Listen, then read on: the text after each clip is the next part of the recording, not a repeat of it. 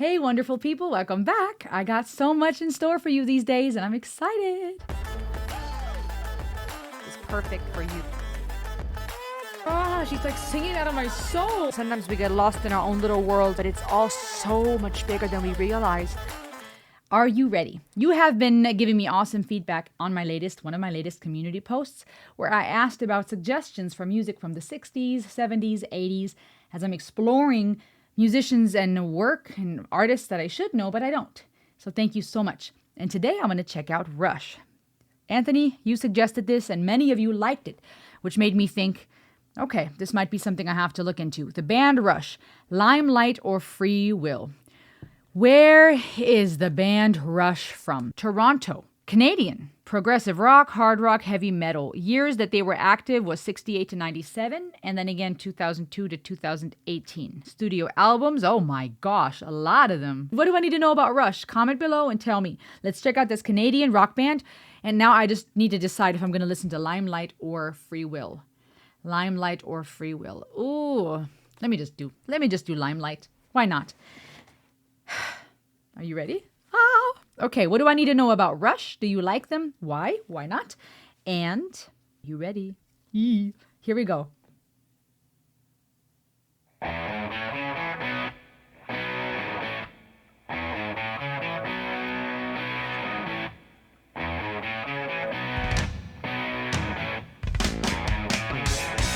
Oh, that rhythmic switch there was dope.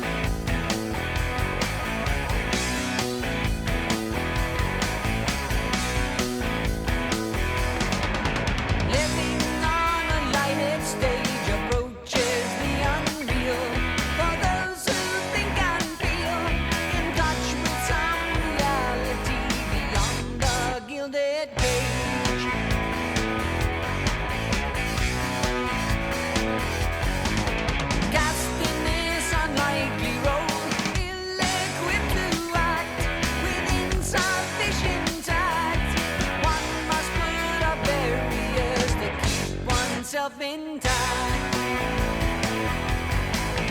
Living in the limelight, the universal dream for those who wish to see.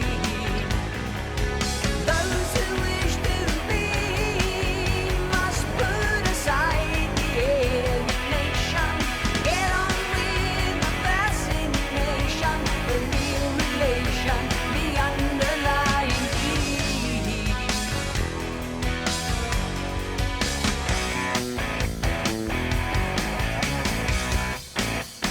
The rhythm, Living in a fish island, caught in the camera eye.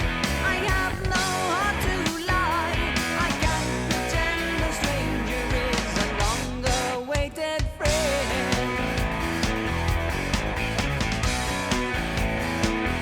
are you hearing what's happening here? Worlds in need a stage. We are merely players, performers and portrayers. Each another's audience outside the gilded cage. The drums, the guitar, and the bass are blowing my mind. In the limelight, the universal dream for those who wish to see. Those who wish to be must put aside the alienation. Get on with the fascination, the real relation, the underlying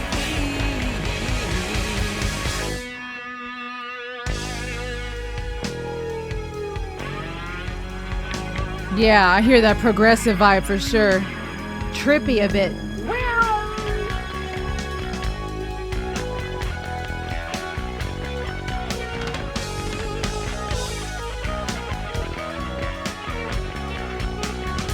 The bass.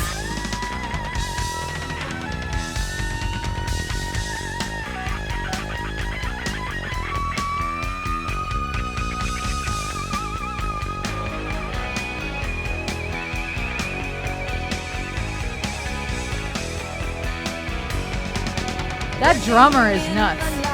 He is switching it up, keeping it. Those who wish to be must put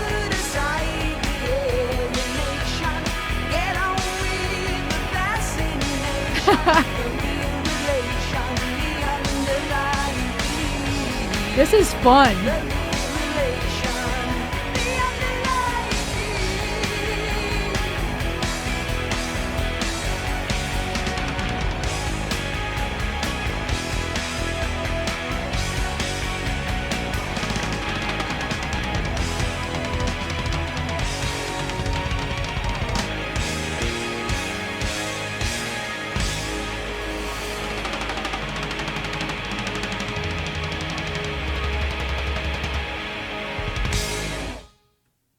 Bro, it's crazy how that German Shepherd just pops up, snow everywhere. You guys, my goodness. Beyond the lyrics, a lot of times the lyrics pull me in so we can talk about the psychology of it. What pulled me in here, what I was mind blown by, was the rhythm and the way that both drums, guitar, bass kept shifting. They kept switching up rhythms. And there was almost this, how do I say it? But it almost felt like the way that rhythm switched and the catchy hooks. I gotta like compose myself. My brain, I feel like I just got smarter, but I can't put in words exactly what just happened. That musical composition and what they were doing and the way they were playing alongside and with each other, it was almost felt like a call and response between the drums and the electric guitar. And like every one of them was playing their own melody and it still perfectly fit. Almost with what felt like a tiny delay. And yet it all worked together. This was, wow. His voice gives off to me that it had more, I don't know if he is probably a tenor, maybe baritone, maybe a tenor. The higher, thinner voice that you find sometimes in classic rock, that you often find in the 70s and 80s rock, just that perfect voice for this type of music. It had a lot of character and it fit very well with the way this song was composed musically. The lyrics say, living on a lighted stage approaches the unreal for those who think and feel in touch with some reality beyond the glided cage. Cast in this unlikely role, ill-equipped to act. With insufficient tact, one must put up barriers to keep oneself intact. It's limelight, right, is often this phrase of someone that's on stage that is in the limelight. They're front and center. They have fans, have people that watch them and follow them. And the lyrics here to me would imply that if you are in such a position, you have to stay in touch with reality beyond that cage. So where some would deem being on stage, famous and well-known in that limelight as freedom, he here perhaps is pointing out the fact that it is a cage. You're a prisoner to paparazzi, the fans, expectations, your image. You can't just say, I'm done, right? If you want to keep making money, if you want to keep your fan base, if you want to not let down your fans or your band, if you want to make a living, and if you enjoy what you do, you have to keep showing up, even if you don't feel like it. And it's exhausting. Being on stage for hours, singing, performing, working with the band, setting up, breaking down, trying to be on is exhausting. And so where something could be seen as, oh, so glorious, the perfect life, it could become this cage. And so hear him singing of staying in touch with reality and having to be equipped, but feeling ill-equipped and putting up barriers to stay intact, to me, perhaps talks about what a lot of these famous rock bands were experiencing. You have this high, this unrealistic life of constant attention, constant idolization. The chicks want you. Some of the guys want you too. You got access to all the food, the money, the drugs, sex, drugs, and rock and roll, but you're losing yourself. It's not reality. And if you want to remain intact, you got to put up barriers. Living in the limelight, the universal dream, right? Everybody would want it, it seems. For those who wish to seem, those who wish to be must put aside the alienation, get on with the fascination, the real relation, the underlying theme. Those who wish to seem. Right? You're living this dream. Everybody would want to be in the limelight, he is implying here. You would wish to seem. You have to put aside the alienation. Maybe put aside how strange it feels, how alien and foreign it feels. You have to put that on and you have to get on with that fascination. You have to get on board with what the hype's all about, the underlying theme. Or is this deeper, and is this dealing with, especially since he uses the words underlying theme, is this dealing with, let's talk about what is underneath that, our universal desire to be in the limelight. What is that all about? Living in a fish islands, right? Caught in the camera eye. I have no heart to lie. I can't pretend a stranger is a long-awaited friend. Ooh, that is brutally honest, because as a fan, if you adore someone to the point of passing out, right, or wearing their merch and putting their posters on your wall and allowing them to autograph random parts of your body, there's people out there that are so obsessed with a specific artist and singer, but they're strangers to the artist, and an artist has to put on a facade and smile and be kind, because there's so much scrutinizing now, maybe even more than back in the day, because now you have social media where you could catch an off moment of an actor, an artist, or whoever, and then the world will take that person apart in the comment section going, "Oh, they're so arrogant. Why did they not sign that little girl's t-shirt?" And it's like, we don't know this people's life. They may have gotten horrible news. They may be worn out and exhausted. And also, they don't owe us anything. We don't have a right to them 24/7, right? They don't have to shake our hands, right? Just because they are famous or because we chose to glorify people. And some people will counter that and go, well, they chose this life. Yeah, maybe they wanted to be an actor, but they didn't choose to be harassed by paparazzi. They didn't choose for people to want to touch them 24/7. We are the ones who make people famous. That's what people often forget. It's the same with the polarization in the media. As a side note, the things that we find scandalous and horrible are going viral because we're watching them and we're talking about them. So there's that weird duality between, yeah, we want to talk about things that are interesting and scandalous. That's where the views are at, or we have a lot of feelings about it. We want to get it out. Let me comment. And then again, because we're commenting and talking about it, it goes viral. And so to say, oh, they wanted this life, I feel like there's a little bit of a tricky duality here, because sure, a lot of people would love to be famous and rich, but I'm sure many of them would like to have the money and like to have the admiration, but they don't want the obsession or the harassing. And we get entitled though. And so you have people that want to be friends with that artist. They want to be in that circle because it touches on their identity, right? Just as much as there's pride involved for some, wanting to be in the limelight, wanting to get everyone's attention. It feels good to be admired. Let's be honest. Many of us enjoy that.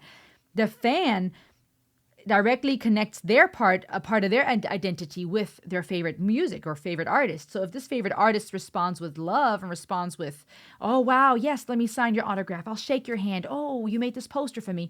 We feel seen. And that directly taps into our need for affirmation. This person I've idolized loves me back. Okay, but here he's saying, I have no heart to lie. I don't have it in me to not be honest with you. I can't pretend that someone I don't know, a random stranger, is my long-awaited friend. Oh my gosh. It's this pseudo relationship, imbalance of power. All the world's indeed a stage. We're merely players, performers and portrayers, each another's audience outside the gilded cage. Talking about that cage again, but now pointing out this is beyond an artist or band that has to try to stay in touch with reality. This is for all of us. We all often put on a mask. We all live in a world where the world is our stage. I step outside my house and I put on a performance, even in my house. And you know what? This is very powerful psychologically. And shout out to you, Anthony, for this suggestion, but also talking about an interesting psychological perspective on these.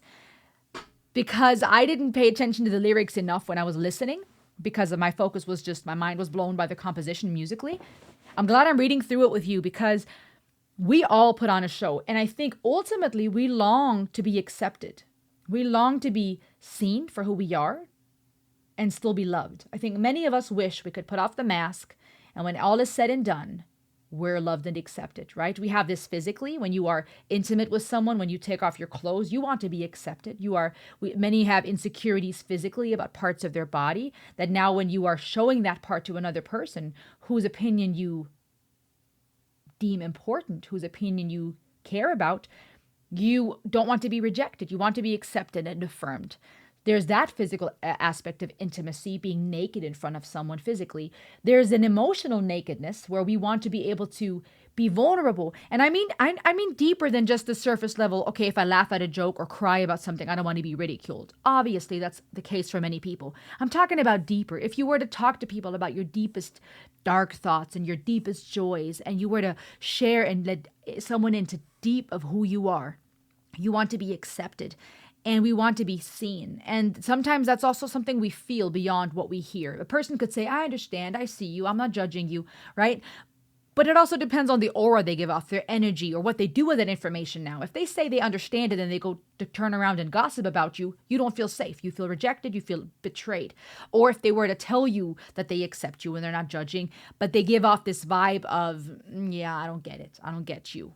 right? It hurts. We want to be naked emotionally, physically, spiritually in front of others and fully be seen. But we can't. A lot of times we can't. And as we move from childhood to youth and adulthood, we often recognize that when we take off down our guard, we get hurt. Kids experience it as kids. They get rejected. I don't like you, right? Siblings do it to each other. It happens within a family, even within the best of circumstances where you have parents that are really trying hard and siblings who love you. Kids say the dumbest things, then you grow into teenage years and you experience your peers thinking you're cool or not cool enough. You become an adult and you don't feel connected to whatever people are at your gym or at your work, or your spouse doesn't understand, right? You have this constant message that's being sent to us that says, you can't fully just let your guard down all the time. And that too is a little bit of a duality here, because on one hand, there's wisdom in not just showing everybody everything. Obviously, literally, physically, if you run out naked to show the world all of you, that's going to cause some problems. I don't recommend. But even emotionally, not everybody is a safe person. And it's wise to say, you know what? This is a topic I don't need to talk about. I do this even on this channel. I want to be genuine with you. You see me cry and laugh and get angry.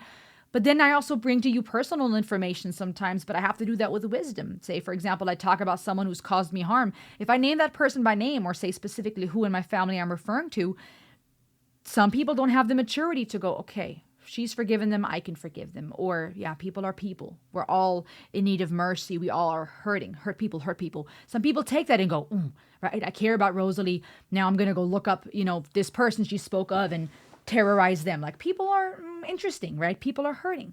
And so I have to be wise. How much do I take off the mask? And when I take it off, for the purpose of helping you, right? Especially when we talk about psychology and when it comes to therapists and patients and people that want to mentor others, being vulnerable is highly important, genuine authenticity.